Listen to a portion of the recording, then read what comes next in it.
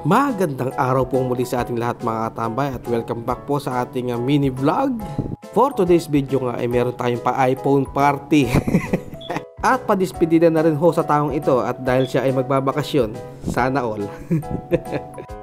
Uy, sana all! Kung may nakakapanood po na ito na tigabutuan, maghanda-handa na ho kayo at magkakaroon ho ng earthquake dyan.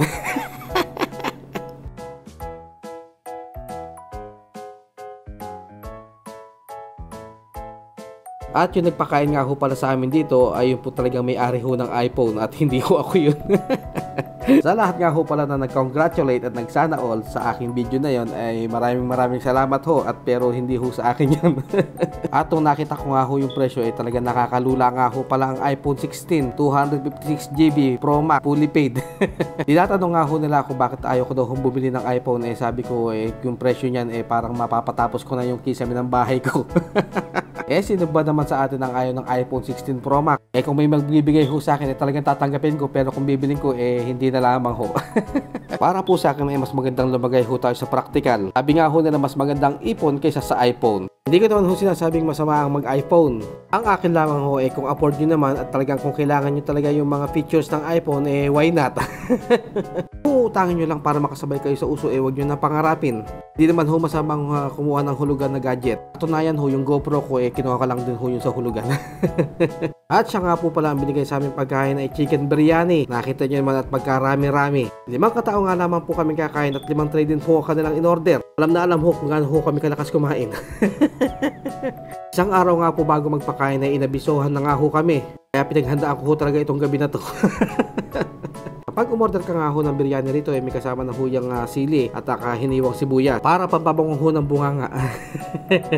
Kung hindi pa po bumili ng iPhone ng aking isang kasamaan hindi pa ho kami uli makakakain itong kabsa.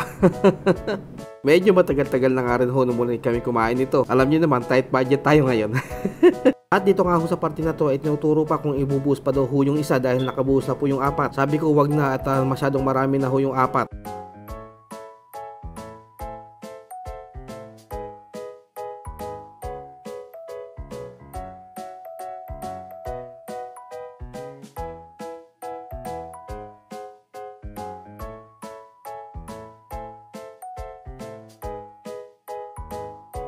At kung mapapansin nyo ho yung binuhos na kulay pula na yon, yan ho chili sauce. May chili sauce ka na, mayroon ka pang sariwang sili. Bali ang in-order nga lamang pong manok yung kalakalahati lamang po. Pero pwede ho kayong umorder yung buo-buo kung gusto nyo. Tigi-tigi sa kayo isang buong manok. At pag ganito nga po yung pagkain at kasabay namin ho ang mga ibang lahi nagkakamay din ho kami. Baka sabihin naman ho masyado kaming maselan. Pero sa totoo lang ho mas masarap po siya kainin kung nakakamay. At dito nga ho sa kasamahan ko na to panigurado pagka nakita niya to nasa Pilipinas na siya. Mag-iingat ka dyan at huwag mo kakalimutang uminom ng Robos. A few minutes later, yan na ho ang nangyari.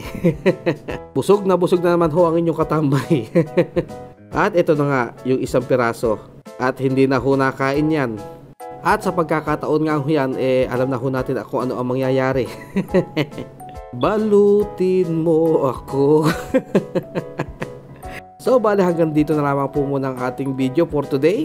At maraming salamat ho sa panonood. Magkita-kita ho tayo muli sa mga susunod pa ho natin mga upload. Sige na ho at isusupot ko pa ho ito.